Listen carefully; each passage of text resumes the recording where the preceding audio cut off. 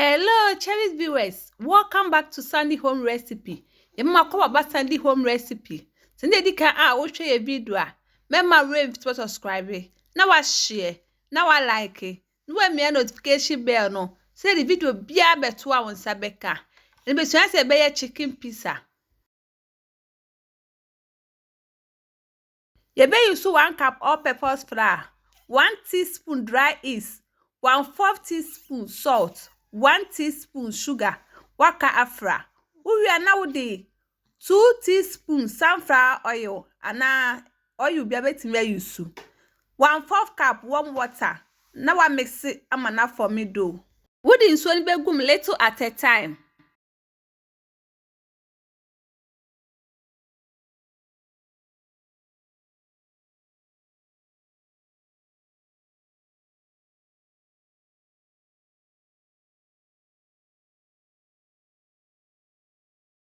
Mix ewie no na de akoto working surface no wa need.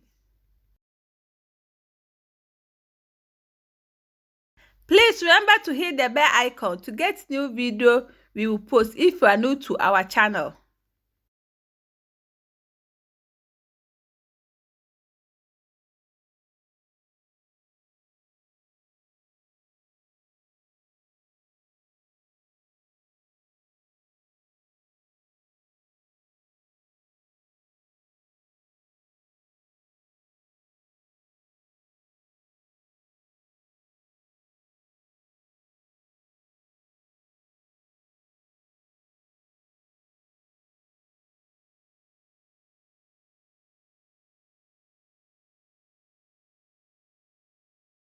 Owie no na de akoto grease bowl mu na wakata so na waje si wo for 2 hours se betimi atu na ya ba ya akokonam no de dompe bi anim na wa season with all purpose season, ginger powder, garlic powder, white pepper, salt.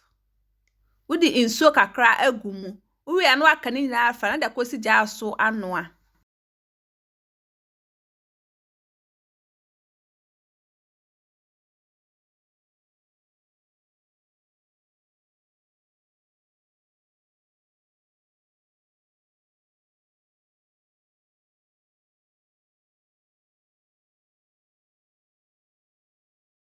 Eye breaded tomatoes, wodi anwa kakra begu sauce pan esi ja so.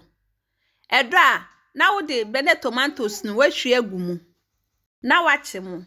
Wachi mu awie no, na wodi white pepper kakra aka ho. Salt to taste. And the spices are betimi e di aka ho. O ma na susu kakra, kakra no watwe esi nchen. Na waba udo ni so. Ube yi udo no ato working surface so. Na wa form shape no.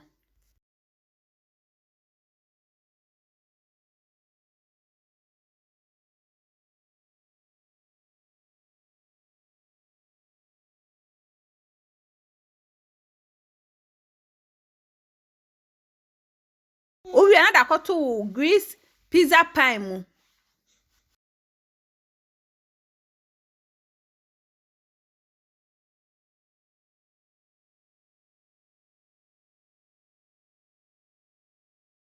Awie no wa spread sauce na we no ewo so.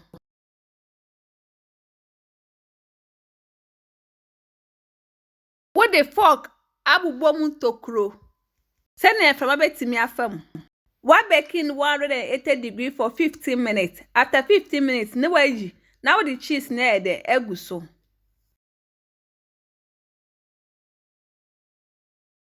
Cheese na egu so we now we chicken na yesi nche no. Eno so wo de egu so.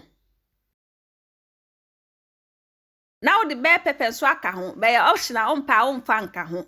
We are now baking 180 degrees for 15 minutes. After 15 minutes, na waji na wa serve.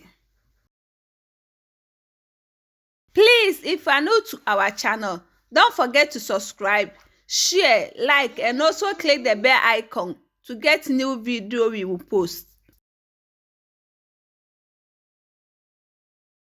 Now, this is our chicken pizza. Please like this video and subscribe to our channel. Thank you so much for watching.